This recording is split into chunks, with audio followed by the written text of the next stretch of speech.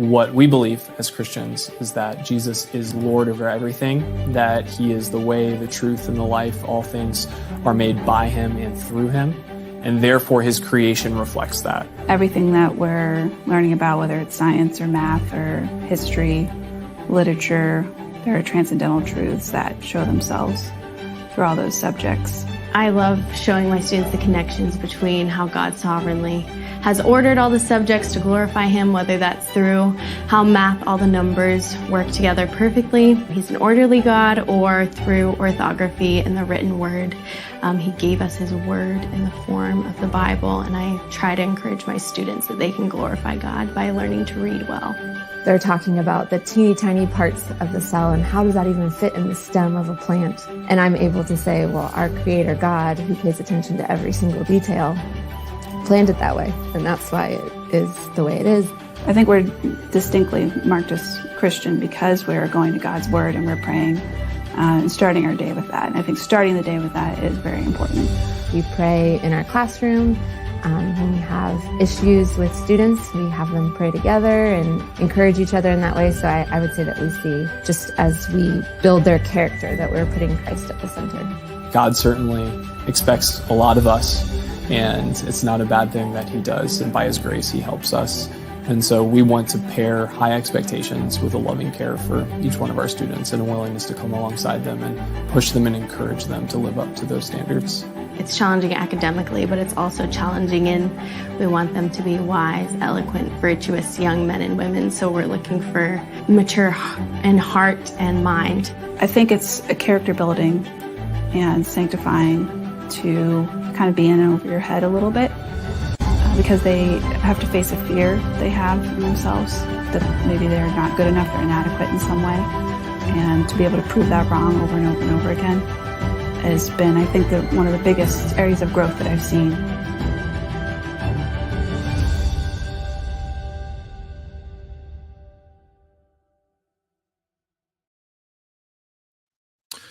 Hey, y'all. Welcome to Cross Politic on the Phi Lap Feast Network. Happy Memorial Day with Pastor Toby Chalk Knox. I'm the water boy, and we have Steve Deace and Naomi Wolf coming up here. And after a couple comments we have, it's Happy Memorial Day because we honor those who died for our country, and God sees that sacrifice and honors it too. Yeah. And but we don't celebrate like Ilhan Omar, who tweeted this out. On Memorial Day, we honor the heroic men and women who served our country. We owe them more than our gratitude. They have more than earned access to quality mental health services, job opportunities, housing assistance, and the benefits they were promised. Okay. That's literally what she tweeted out. Pretty amazing. But NASCAR also had this going yesterday.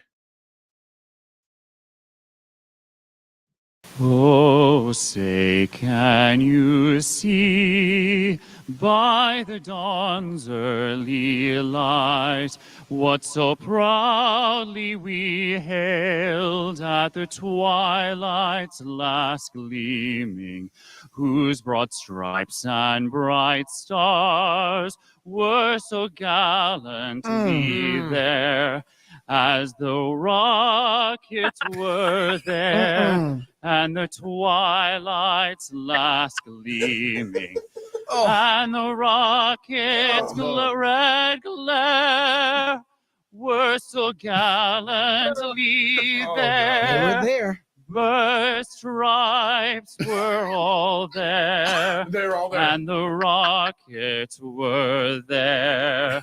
Oh, say does that star-spangled banner yet play? Play? Did he say play? For the land of the free. You got that right. And the home of the brave. That poor dude just got scrambled. I think all national anthems should be sung by this dude. Why? Oh, this guy. Yes. Oh, this. Oh, say, can you see So good. by the dawn's early light? Same boy. For so proudly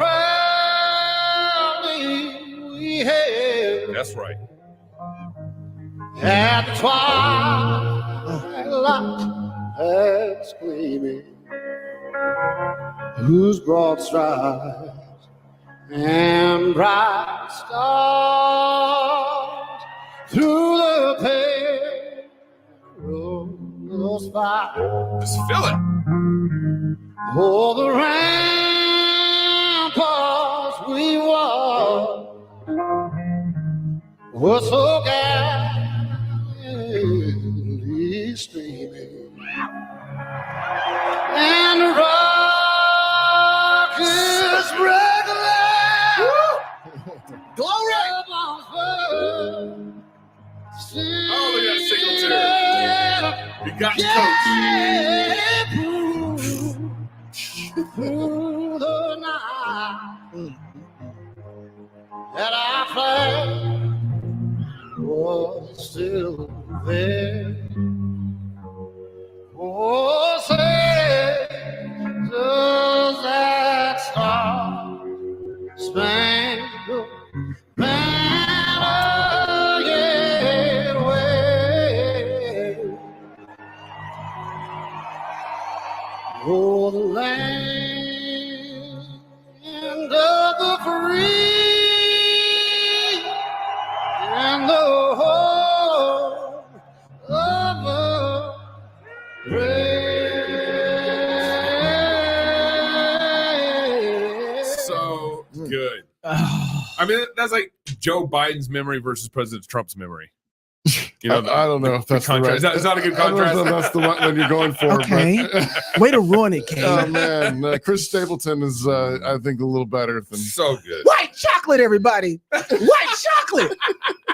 Sorry. Go ahead. Is your smartphone a tool in the service of Christ or a minefield of distractions and temptations? With soul-killing seductions just a few taps away, our families and churches must embrace biblical accountability on our digital devices. Accountable to You makes transparency easy on all your family's devices by sharing app usage and detailed browsing history, including incognito mode with your spouse, parent, or chosen accountability partner. Accountable to You helps your family to proactively guard against temptation so you can live with integrity for God's glory. Learn more today. Try it for free at Accountable to You. That's the word accountable, the number 2, the word you.com/FLF. As Gabe mentioned a minute ago, we're very grateful to have 2 guests on this live stream Power-packed. on Memorial Day.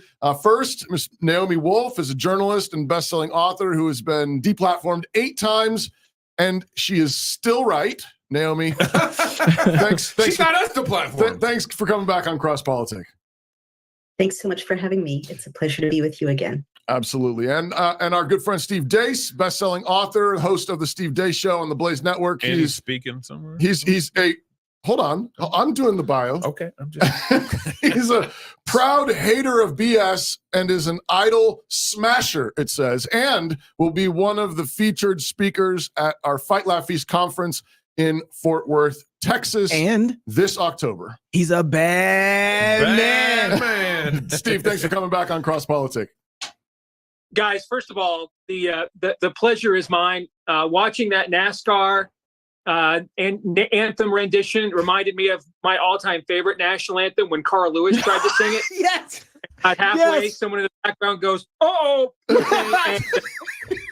And I got to tell you, I thought it was unbelievable. NASCAR brought Frank Drebin back to sing the national anthem over Memorial Day. Those guys, man, in terms of marketing, they never miss an angle. Well done. Yeah, that's so good. It's nuts. So, Wow.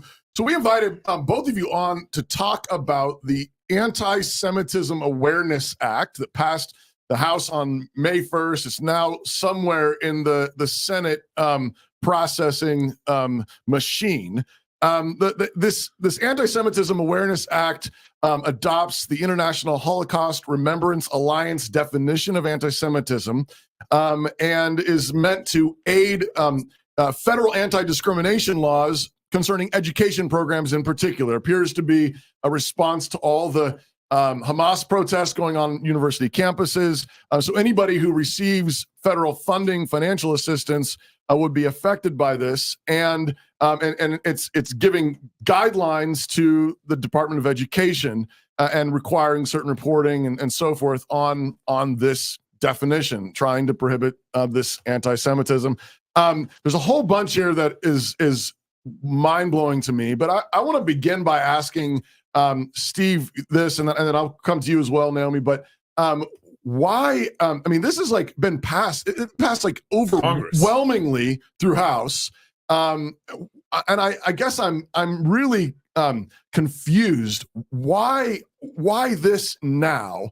Why, and especially Republicans and conservatives. Why this now? Well, I if we're going to give people the maximum benefit of the doubt, it's because we have seen an alarming rise in anti-Semitism in the country. You know, reading through a history book, I can't think of any culture that ends well once anti-Semitism becomes a mainstream proposition.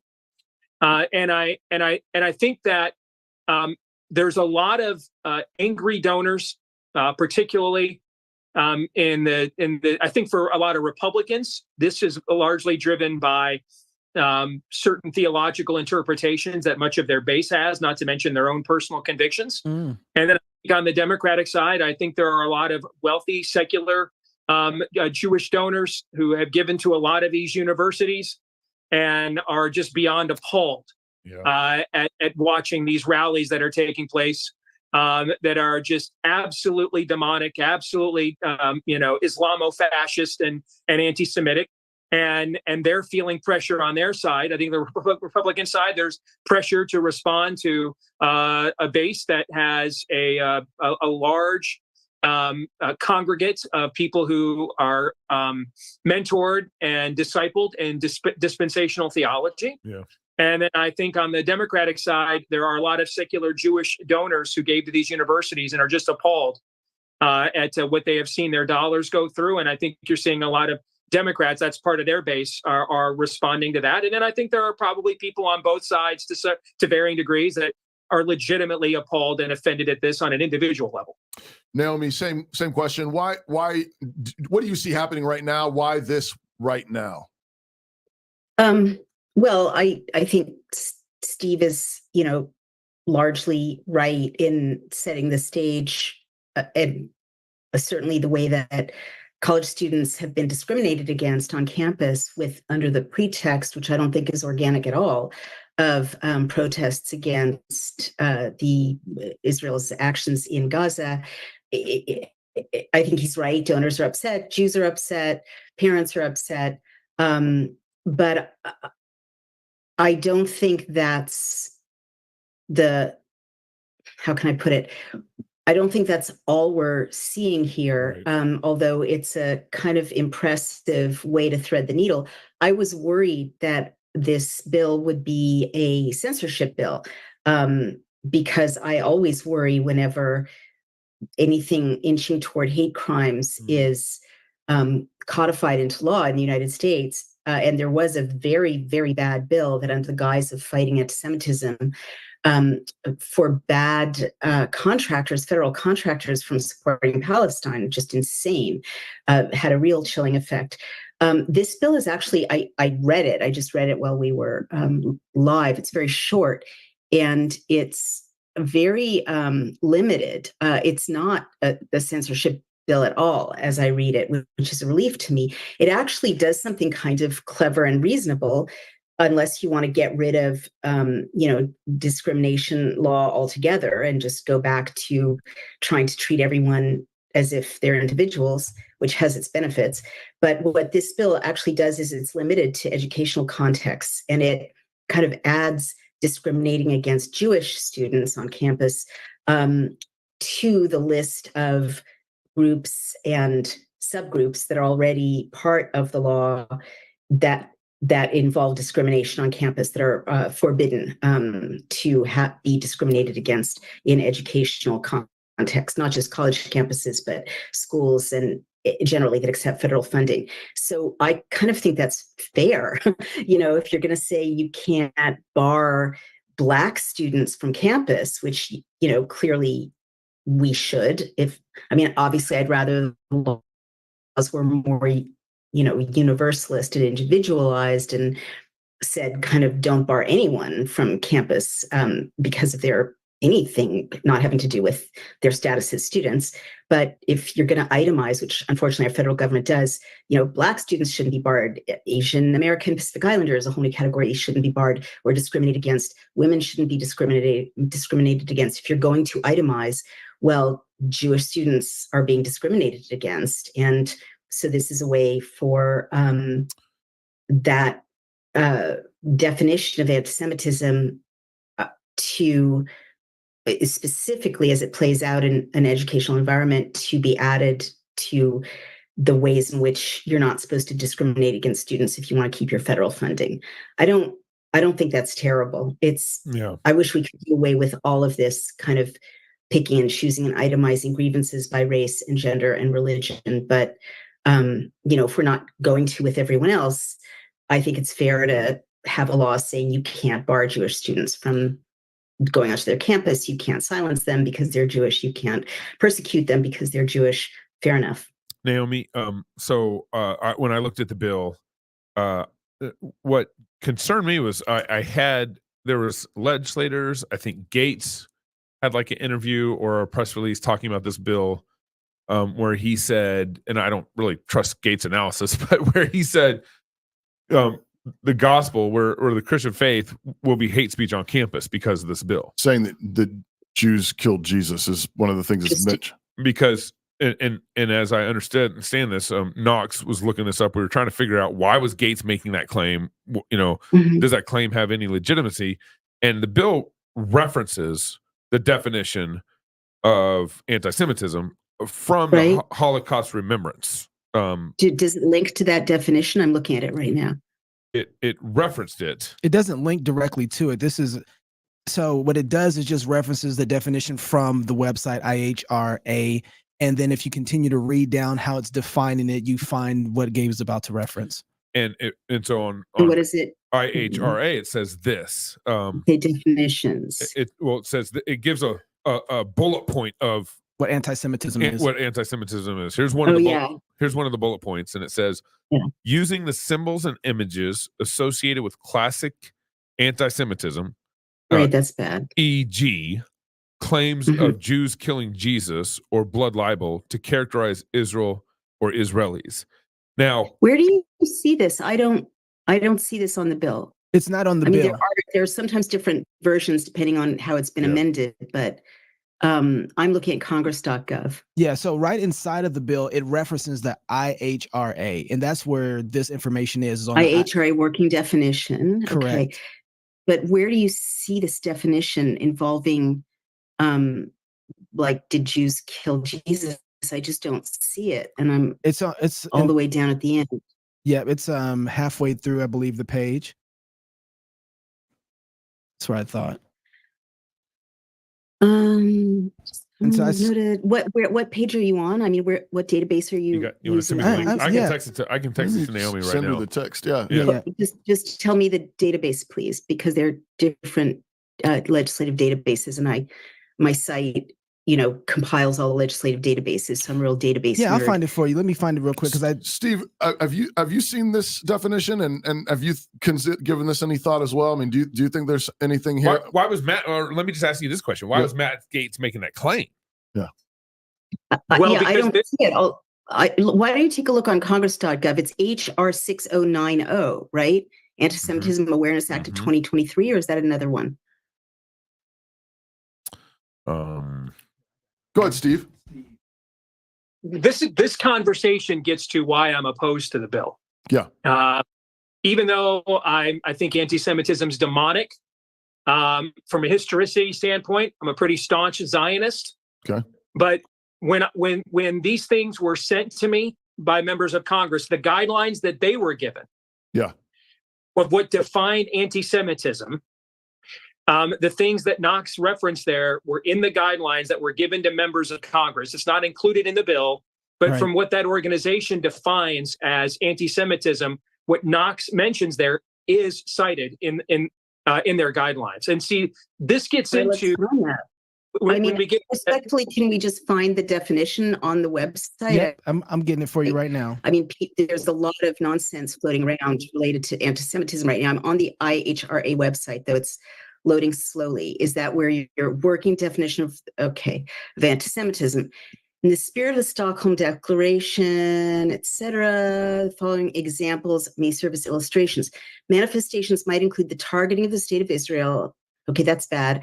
Conceived as a Jewish collectivity. However, criticism of Israel cannot be regarded as anti-Semitic. Anti-Semitism frequently charges Jews with conspiring to harm humanity. It is often used to blame Jews. Well, contemporary examples of anti-Semitism in public life, the media, schools, the workplace, and in the religious sphere could, taking into account the overall context, include, but are not limited to, calling for aiding or justifying killing or harming of Jews in the name of a radical ideology or an extremist view of religion, making mendacious, dehumanizing, demonizing, or stereotypical allegations of Jews, I'm just looking for the Jews killing Christ thing because that's the most inflammatory. Oh, here it is. Using the symbols and images associated with classic anti-Semitism, e.g. claims of Jews killing Jesus or blood libel to characterize Israel or Israelis, comparing Israeli policy to that of the Nazis. Well, I'm certainly guilty of that. Holding Jews collectively responsible for the actions of the state of Israel. All right, this is a dumb definition, for sure. It's far too broad. I agree that it's nonsense. And it shouldn't be part of that law because you don't need a definition of anti-Semitism to say that Jewish students shouldn't be discriminated against. Yeah. They just shouldn't be discriminated against because they're Jewish. This really is designed to stifle criticism of Israel, on campus and everywhere. And yeah, I agree with Matt Getz and Steve Deace that the wording of this could be used to not teach the New Testament or not teach any number of things that should be taught. So go ahead, Steve. The issue with these things is, in this conversation, I'm glad this happened in real time for your audience because it's a perfect illustration of the problem we have. Mm-hmm. Who's defining the terminology here? Right. Yeah.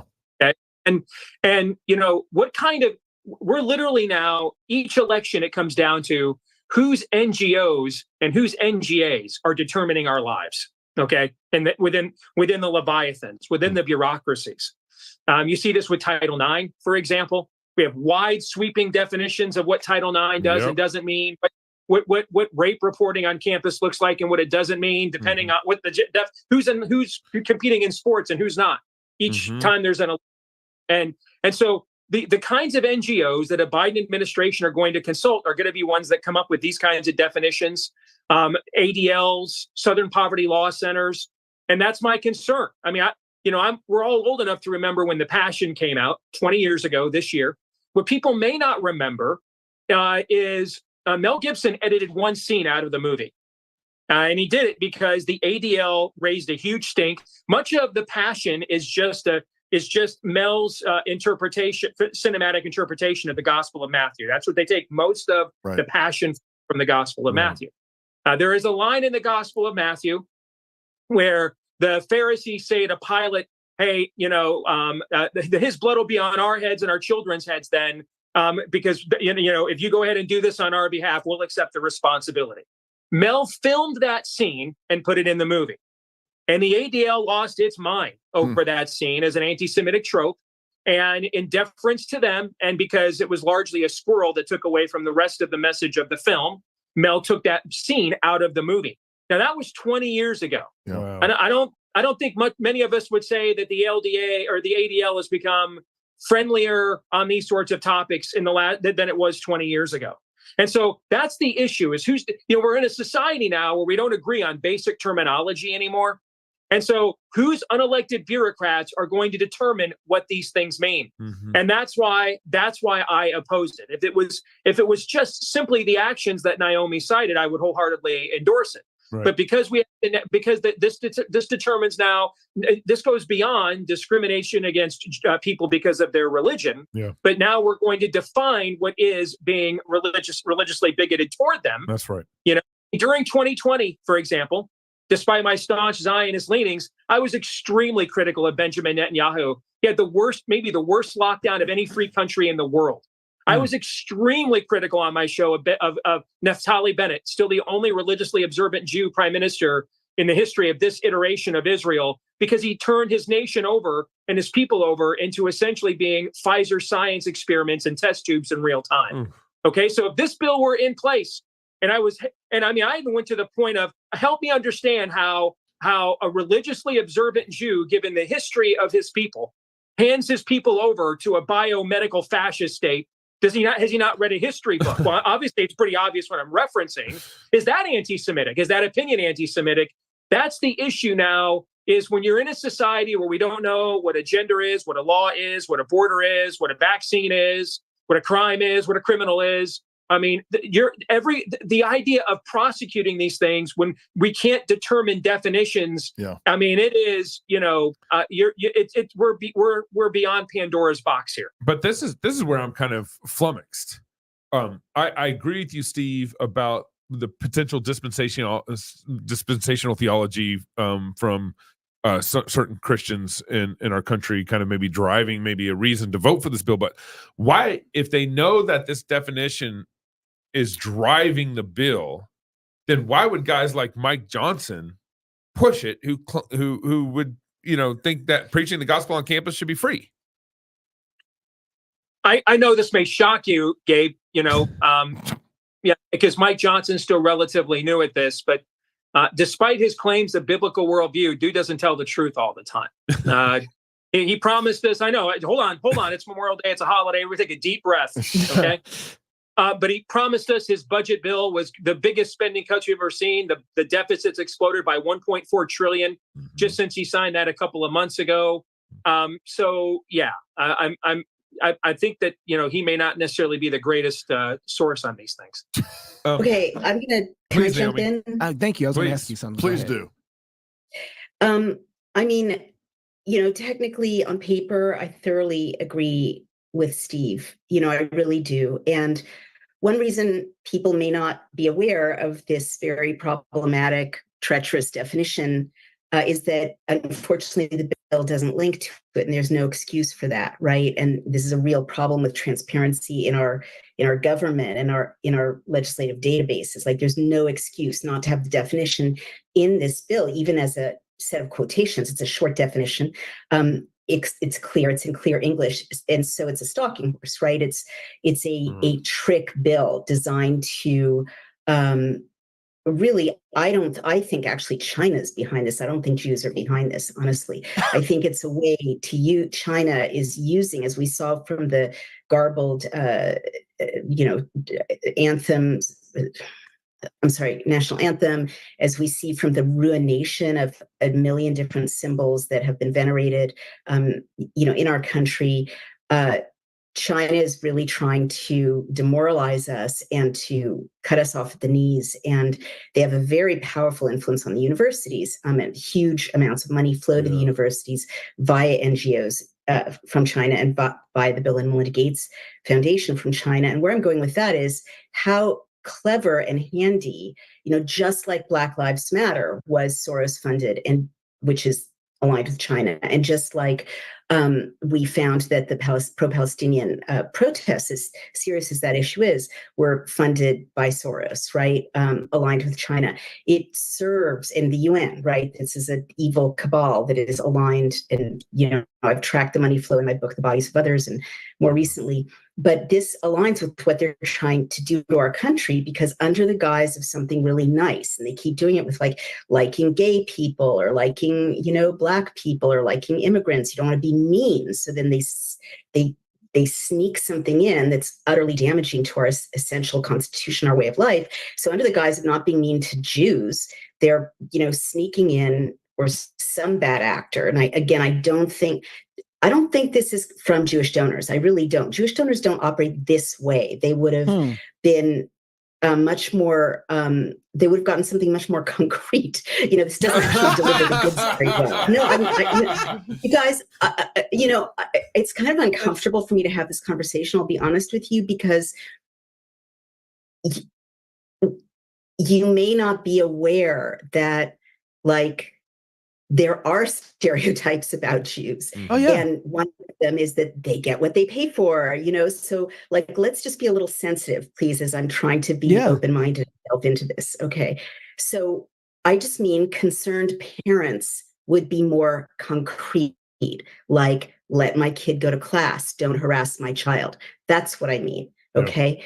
But what this does is, under the guise of being nice to Jews, it it stabs our Constitution in the heart, and it completely it creates an open door to silence freedom of speech. And that's something that tyrants have wanted for a long time. And once you have that, if it's China and Soros, which I'm pretty sure it is, then you can go after journalists who are covering the Israel-Palestine conflict, or you can go after the American president who's talking about the Israel-Palestine conflict, right? You've opened a door to just cripple America in a bunch of different ways, and by using lawfare. And you can do it on multiple fronts at once. You can go after universities who teach Middle Eastern history. You can go after universities that teach the New Testament, but you can go after universities that teach the Old Testament, because there's lots of bad things, the children of Israel do in the Old Testament. I mean, you can just deliver a communist dream on a platter and just kneecap our country. So I think it's more profound, respectfully, than what you guys are concluding. And I don't think it's organic. No, I think. I guess the other, if I may, no, the last thing I want to say is that I don't think, when you're raising this example of, oh my God, the ADL, put pressure on this filmmaker to cut the scene of, the blood be on our hands. Well, I mean, respectfully, and I'm sorry, I don't mean to be mean, but I think that you've shown some ignorance of biblical scholarship and of anti-Semitism and the history of anti-Semitism, respectfully, because that sentence in some of the Gospels, many scholars think was put in later as an anti-Semitic way to react to the division of Jewish Christians and pagan Christians, Christian Christians, Pauline Christians, and to play into the hands of Rome by turning people against Jews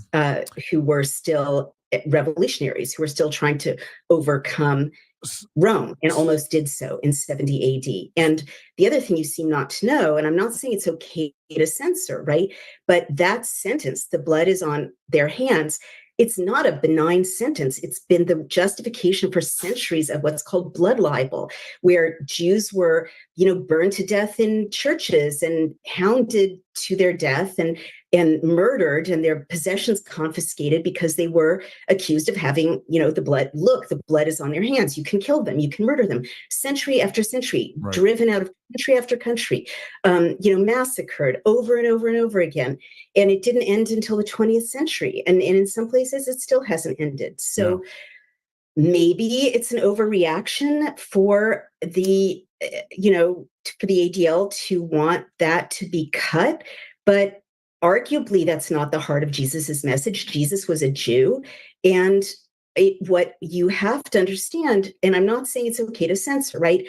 But leaving that in, it's not hysteria. It's just historically accurate that particular sentence, the blood be on us and on our children, the ADL was right to worry that a hit film, dumping the guilt back on the Jews again, when it was arguably put there, in that way for tendentious reasons in the first place. I'm not saying, obviously the Jews participated like the Romans did, because everyone was Jewish at that time, including Jesus, except the Romans who crucified Jesus. But to say the blood be on, that specific sentence in a hit Hollywood film arguably could have led to, the equivalent of pogroms or murders or anti-Semitic actions. And I never like to censor, but you've got to look at these things in context. So Naomi, let me explain just a little bit. One of the reasons why I wanted to talk about this bill is because I always feel like I'm getting played when there's a specific bill dedicated to protect some sort of special interest group. In the same way, remember when we discussed the anti-lynching bill? And all the Congress and Senate voted for it and all that stuff.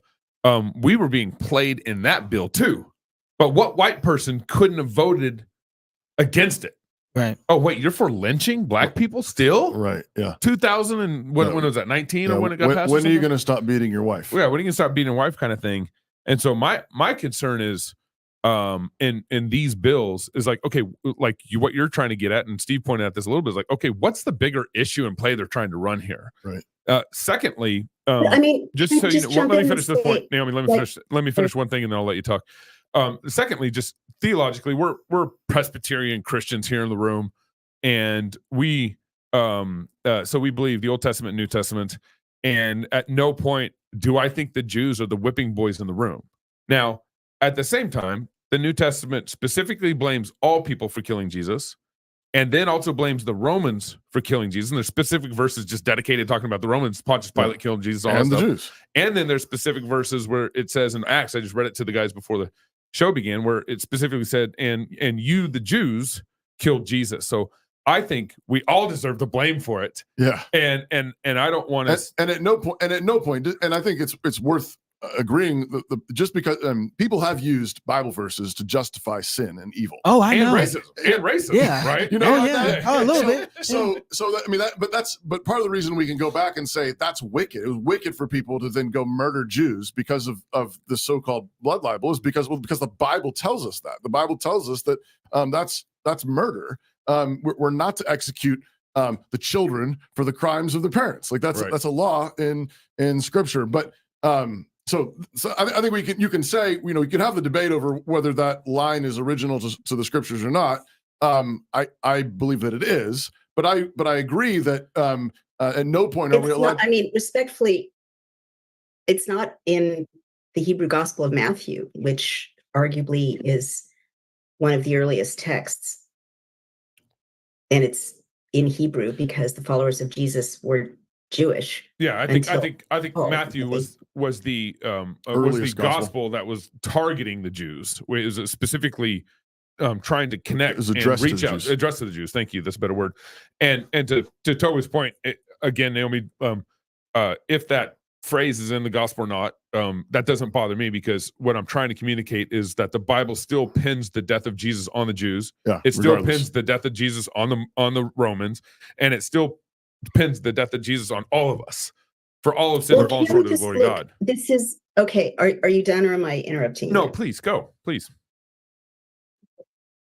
I mean, I just find this so painful. You know, why can't we just say we're all Americans? We have a separation of church and state, thank God, or freedom of conscience, thank God. No religious partisanship should be in any bill. Yeah.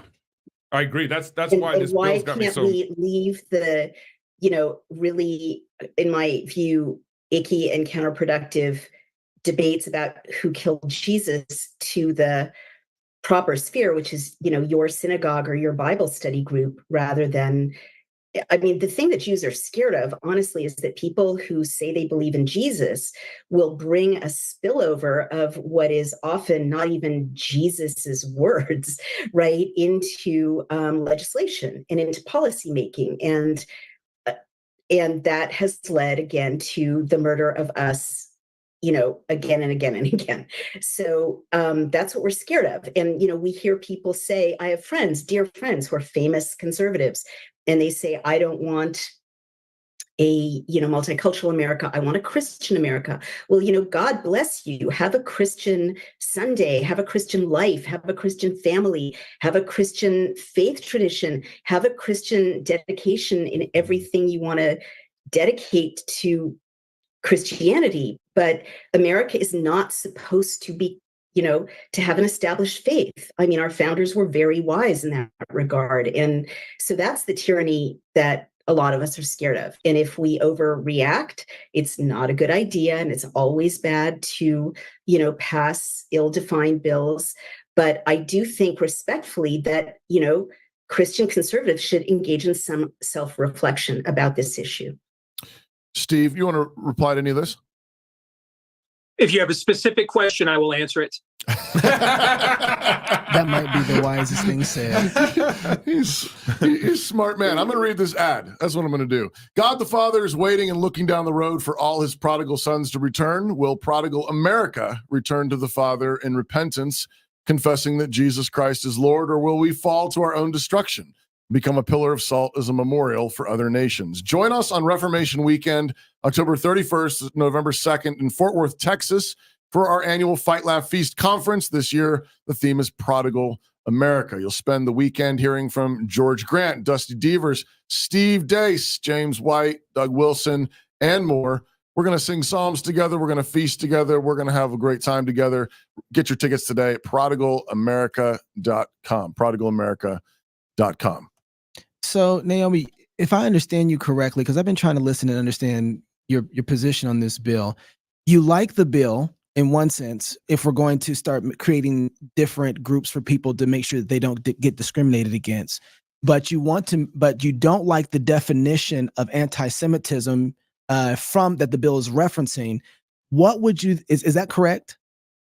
Not exactly. Okay. As soon as I clicked through to the definition, I did not like the bill because the bill is predicated on a definition that is destructive and nonsensical. If the bill just said don't discriminate against Jews on campus or in educational institutions, add Jews and being Jewish to the list of,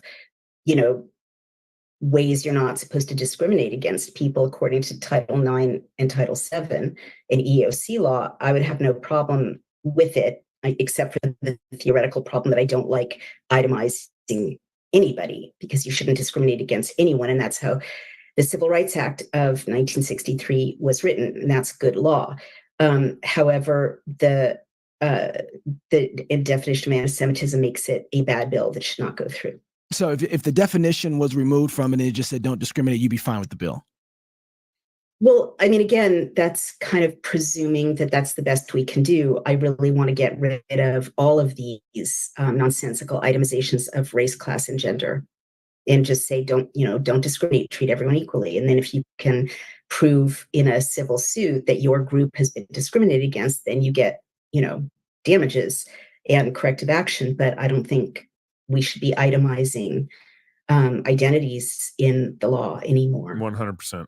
So I guess, and so then you would define discrimination as you can't come here because you're a Jew. You can't come here because you're Black. You can't come here because you're a woman.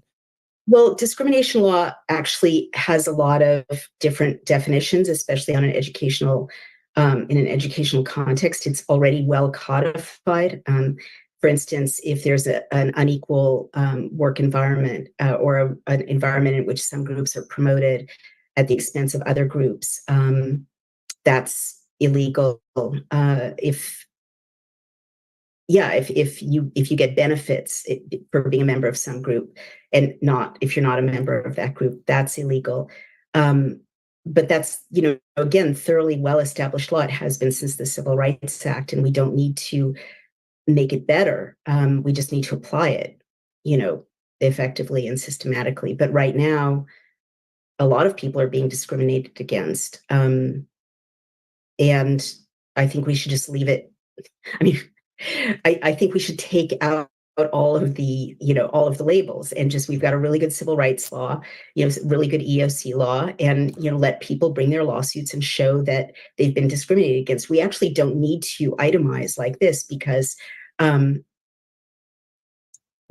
believe Title IX already includes religion as one of the things that you are not allowed to discriminate against. I looked that up, but I think it's already been covered. It's the death of the Constitution.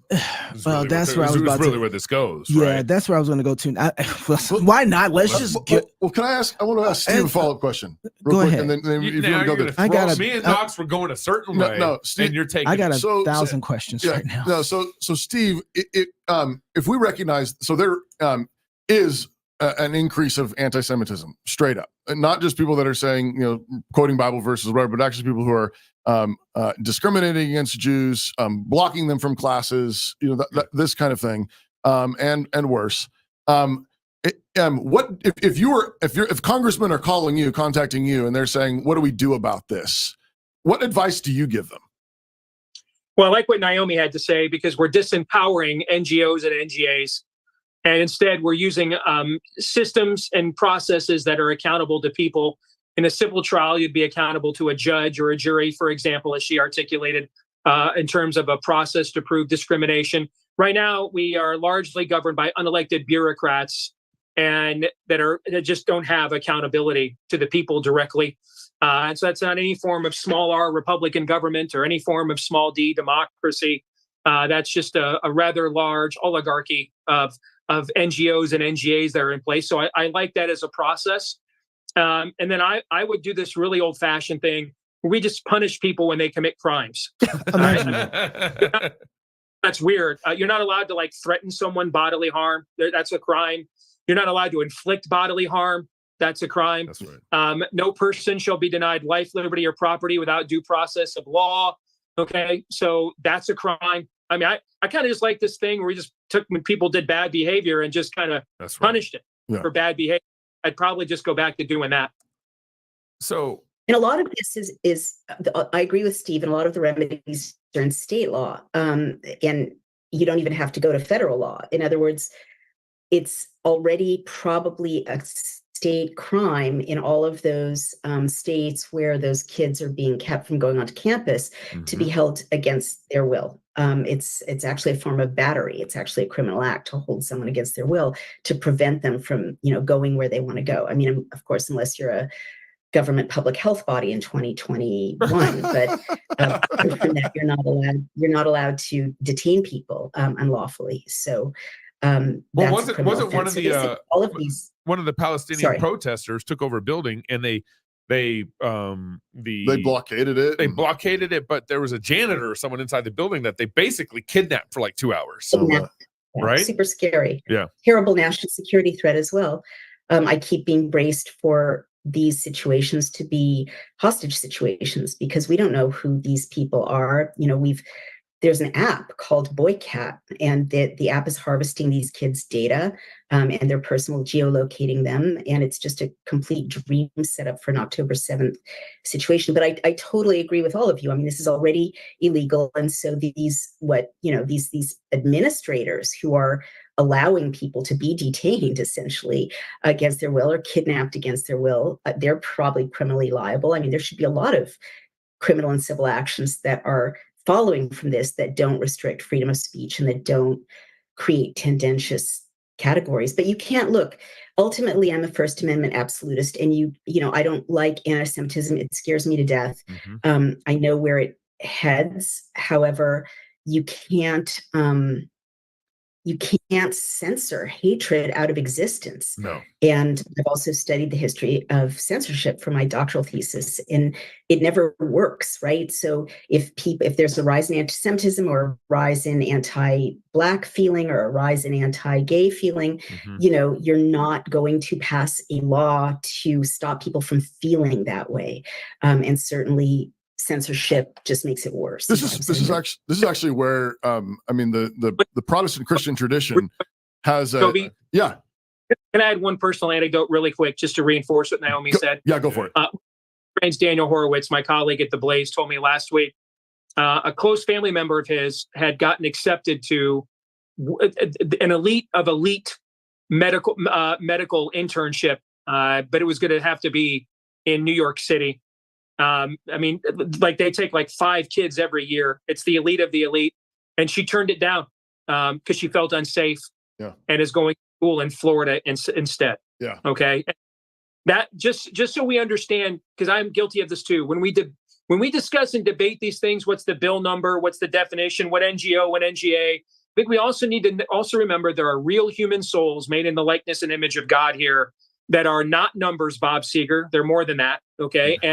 And that's just, I mean, this was a lifetime of this young woman's work that she is not going to fulfill because she's not safe staying there, and she won't be protected. They won't punish evil. They won't punish bad behavior. They will not bring the sword of righteousness against the evildoer. And so she's going to turn down the opportunity of a lifetime and move to Florida instead and take a lesser path to her career because she's going to put her safety first. Yeah. This is what I was going to say is, and thank you for sharing that, Steve. I think one of the great inheritances that we've received from the Judeo-Christian heritage, going back to the Old Testament and then reaffirmed in the New Testament, is actually what Naomi was saying earlier, which is actually a separation of powers and a separation of jurisdictions. State and church have different roles, both under God, I would argue, but the magistrate has a job of punishing crimes. Right. and not all sins are crimes, and that's what Naomi's getting at. Is Right. hatred in the heart is a sin. It's not a crime, but until it actually manifests itself out in outward action, physical and action, threats, and so on, it's not a crime, and that's where you have different jurisdictions, and that's why you need churches. Toby? Yeah, go ahead. I think we should define what that is, because the powers that a government would have to claim in order to punish thought before it becomes deed turns that government into an absolute tyranny. Right. That's and so we cannot perfect the world east of Eden. Right. That's just the reality of living in a fallen creation. And so if you give government the power to punish thought before it manifests itself as a reality, we're sinners. I mean, I will think idle, dumb, evil things indiscriminately, constantly, and have no idea where these thoughts even come from. They come from me, come from outside of me. All right. If we punish thought on that level, the power we'd have to give to government to do that would turn that government into a monolithic tyranny. And that's why we have to make that distinction that you just talked about. That's right. And that's why, but like family and church and pastors and mentors, these are people that can, not that we can actually get at one another's hearts and souls and thoughts, but parents and pastors and friends at least have a relationship where you can get closer and influence and actually try to address things in the heart. But we don't want the government doing that. And that's one of the reasons why, going back to the Old Testament, God actually established these differences, these separations. The priests and Aaron and his sons, they were the ones that were in charge of the holy space and worship. And it was the magistrates, the judges, they were in charge of crimes, and they had actually separate jurisdictions. Right. That goes all the way back to Moses, and that's what built out Christian common law. And that's what our country was built on, was this Christian tradition that said there are certain things that we don't want the government doing, and that needs to be addressed by other jurisdictions, families, churches, other leaders, and associations. I was thinking in all this, there's been a lot of conversation recently. And this kind of maybe gets a little bit also to the heart of when I see an anti-lynching bill or when I see an anti-Semitic bill, that our Constitution, or what was our Constitution, there's been a big conversation like, is our Constitution dead? Is our Constitution, does it even function? Does it even have a civic muscle anymore? Which is why you have all these, anti-this, anti-that bills, special interest racist bills coming in. And so it seems to me like the bigger problem here is we actually, our Constitution isn't functioning like it used to. And it, even to me, basically seems some sort of dead in our current civic enforcement world. And I think that gets at the Biden's lawfare too. It's like what Naomi was getting at. It's like, when I think you can tell, like parents, like you're failing at your job as parents if you're just like running around making rules constantly.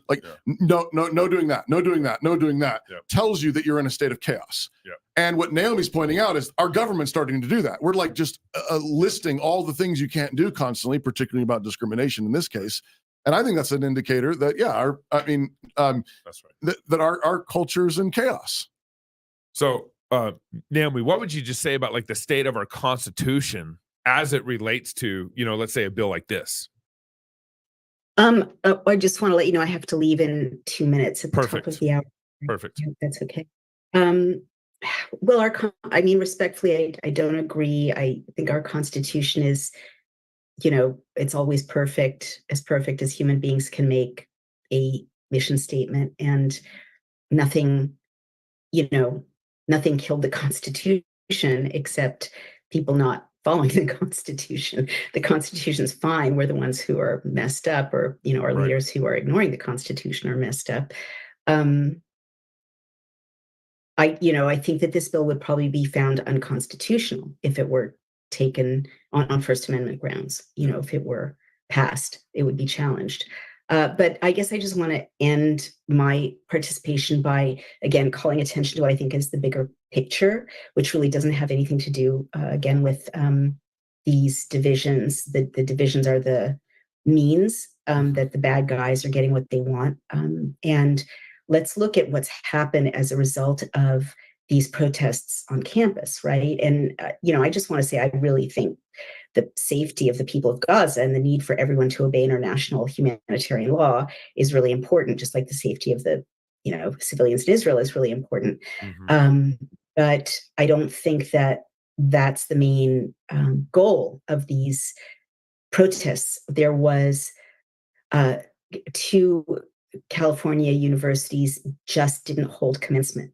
Columbia University, that one of the top Ivy League schools, did not hold commencement.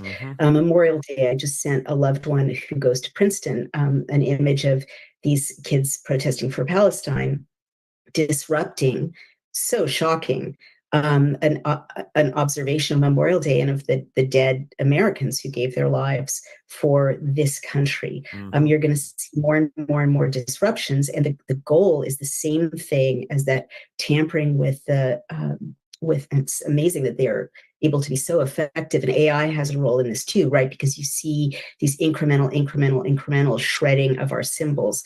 The real target is the kids on campus and the kids in schools, where what they're being taught is there is no social contract left in the United States. No matter how hard you work, you can't count on that wonderful day when you graduate from Columbia University or from Cal Poly Humboldt or from UCLA. At any moment, this can be pulled out from under you, and you can't believe in anything. Nothing matters anymore. Or, it doesn't matter that it's Memorial Day. At any moment, the most sacred observation, it's part of our American tradition, can be upended, overturned, silenced, crowded out. That's what's really going on. And we should all unite, whatever religion or race we are or gender, to see that the goal is to destroy what unites us and to destroy our country, which beautifully isn't supposed to treat us differently on the basis of our religion, race, or gender. Naomi, one comment, and then you can go. We are our pastor's friends here in town. His one of our elders, his son was one of the 2 boys, young men, standing against the Palestinians trying to break into Columbia Hall. I forget the name of the hall, but the hall at Columbia University. Yeah. And so we're very aware of what happened at Columbia, and his graduation got canceled in COVID due to government tyranny. And now because of the Palestinian protests, his graduation got canceled at Columbia. So crazy, but thank you so much. Thank you for your time. We know you got to run. Yeah, we really appreciate your time, Naomi. Thank you very much. Steve, don't you go nowhere yet, Steve. You still got to finish this out. Constitution dead or no? I think Naomi used a very key phrase there, social contract. I refer to it often on my show as the social compact. That is dead in America. And the Constitution begins with the words, we the people. Okay. And so this is like, when Jesus is debating the Sabbath and he says the Sabbath was made for man and not man for the Sabbath. Yeah. Okay. And that the Constitution was made for us. We weren't made for the Constitution. Okay. We made the Constitution. And the Constitution is an itemization, a quantifying of a social contract, a social compact. Because we want to live together, here are the rules of engagement. Here are basically how we will conduct civic affairs, battles over faith and ethics, how we'll do civil war via the ballot box. All these rules of engagement are all laid out in this Constitution. And then it offers opportunities to amend it as things change, as society changes. It even offers the opportunity through an Article 5 to completely to hit a Control-Alt-Delete and reboot it if things get that bad. Yep. But here's the thing. One side of this argument has determined it doesn't want to live by that social compact anymore. That it wants to redefine, that they've gone full Darth Vader. I am altering the deal. Pray I don't alter it any further. Yeah. And they're terraforming this in real time now. And the old culture war debates, we used to debate things like, is something unconstitutional or not? Okay. Is a social safety net unconstitutional? Or what if it expands to like a Medicare program for elderly people? Does the general welfare clause apply to that? And we could argue, debate, we could vehemently disagree over those things. Okay. What's happening, but the debate were things that were well-intentioned, but were they still constitutional? What we're dealing with now is anti-constitutional. The intent is to undo the schema and framework of the Constitution. That is the intent. So it is not that the Constitution is dead. It is that one side of the social compact has determined it doesn't want to live by it anymore. Mm-hmm. It is determined we don't want to be married anymore unless it's completely under our own conditions. We can have an open marriage. We can treat the children any way that we want. Okay, no, the old binds of fidelity are no longer applicable. We'll stay married to you provided you allow us to redefine what that union actually looks like and requires of us, and you let us define what it's required of you. Yeah. So it only works one side. That's why every time you turn on Tolerance Boulevard, it's a one-way street. What I am concerned about on the right is, what is your alternative then if the Constitution is dead? Okay. And there's this idea on the right. We just keep exposing corruption and stuff. Like people, like there's literally a person that doesn't know that would ever consider voting our way. You can't trust the media. Like you're going to find that person. Like there's literally a person who doesn't know that would ever vote our way. Politicians are corrupt. And that there is some like magic line of exposure that, and then once we reach it, we'll have some French Revolution style of the Bastille. I'm a Christian. I don't want another French Revolution. Thanks. Right. We're gonna hear there. All right. Right after they got done, Robespierre put all the same amount of people in prison that the aristocracy did, just different people, and they called it the Reign of Terror. Right. Okay. I'm not looking for that. Okay. I like American revolutions. No king but Jesus. Yep. All right. Government limited under the jurisdictions defined by God. All right. The Geneva Bible that Naomi's studying, Congress actually passes that out to people. Okay. Yep. That's the revolution that I like. And I'm for that revolution. Anything else, I think, is not a revolution worthy of joining. And so what do we do instead? I'm going to go back to what I said to Toby earlier. All right. I think we just, this is going to be shocking. Punish evil. That's what I want. Right. What I want is when a government official calls up Facebook and says, practice censorship, I want that guy charged with a crime and put in prison. That's a violation of the First Amendment. That's a crime. Mm-hmm. All right. If the Constitution is the law of the land, you're violating it. That's a crime. Mm-hmm. I want people punished. I don't want to illegally search and seizure my political opponents. I want to elect people who will punish them when they illegally search and seizure me. Yeah. That's what I want. Okay. I want the social compact restored.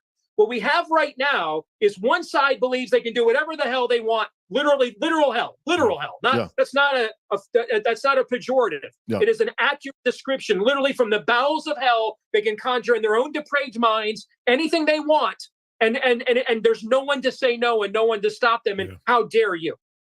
That needs to be punished.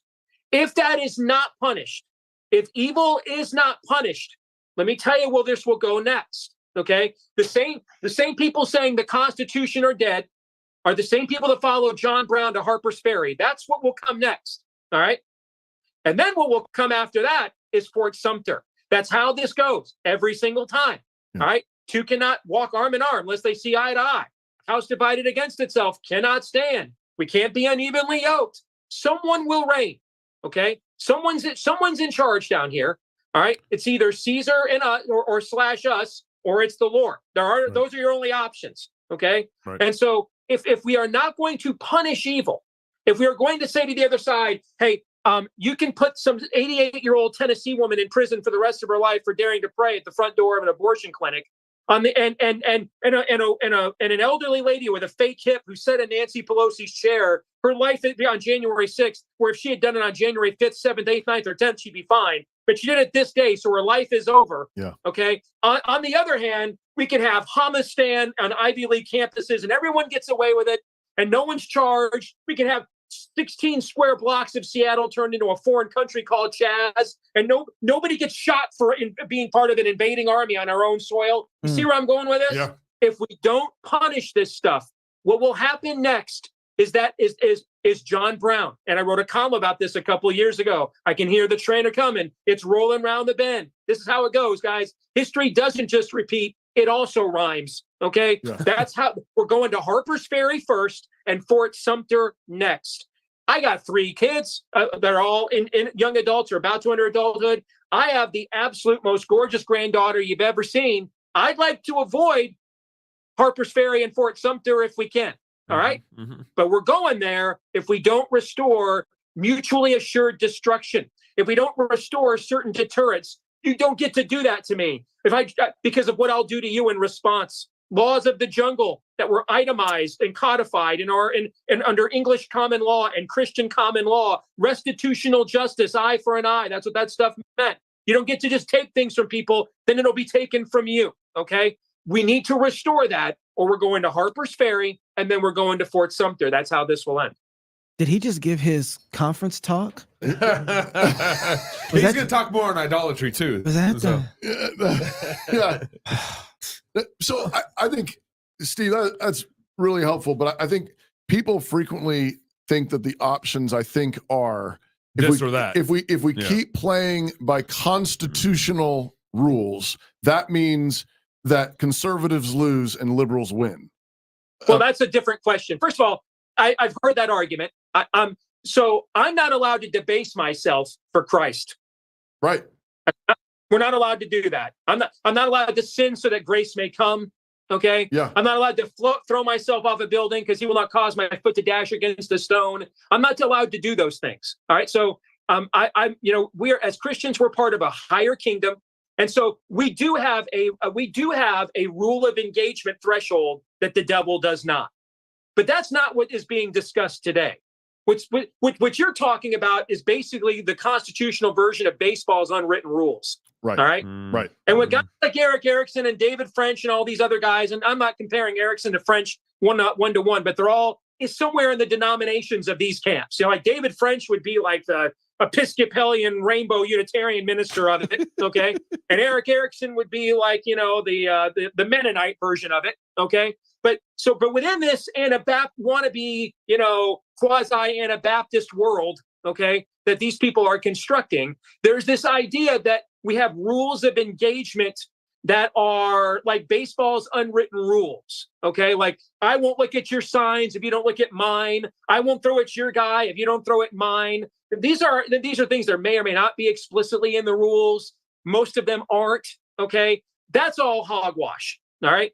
So here's what I can't do. I can't lie. Well, I can't bear false witness. Sure. I can't murder. I can't steal, okay? And I can't covet to the point of taking something that doesn't belong to me or becoming bitter. So like there's 10 things I can't do. Right. That's the 10. Right. Okay.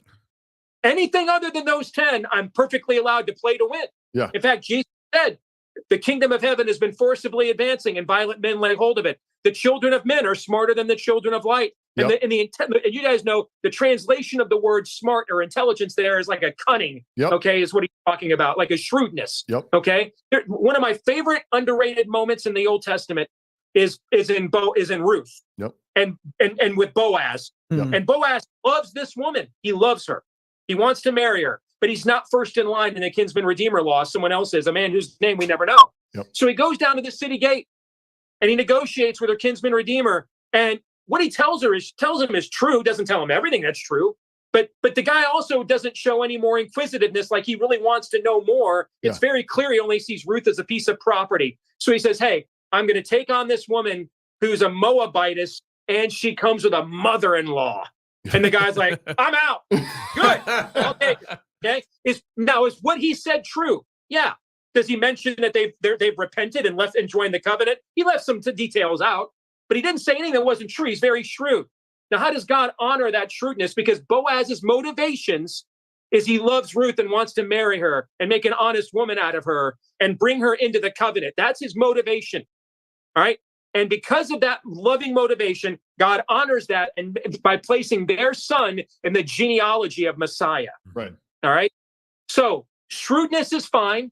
All right. No one is like saying to Corey Ten Boom, why'd you lie to the Nazis about the Jews in your attic? Okay. No one's saying to Rahab, why'd you lie to the pagans about the Jews you were hiding on your roof? Yep. Okay. Right. No one does that.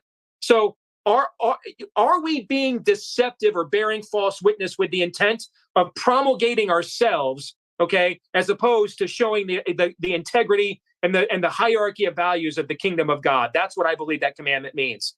Short of breaking commandment, I can do whatever it takes to win. What these other guys over here you're talking about want to do is, well, there's just certain things I can't say. There's certain things I can't do. It would be, we should instead write a piece in National Review about them arresting pro-lifers rather than, arresting them for doing it. Wrong. Okay. I'm all for restitutional justice. Here are the options: restitutional justice or Harper's Ferry on the road to Fort Sumter. Those are your only two options. Choose wisely. That's all you got. That's it. Was that your David French voice? Ain't that oh wow, Steve! I always enjoy having you on the show, brother. October can't come fast enough. Cannot come fast enough. Appreciate you, man. Thank you so much. Thanks for joining us on Memorial Day, giving us some of your time, sir. Yeah. You bet. Thanks, guys. God bless.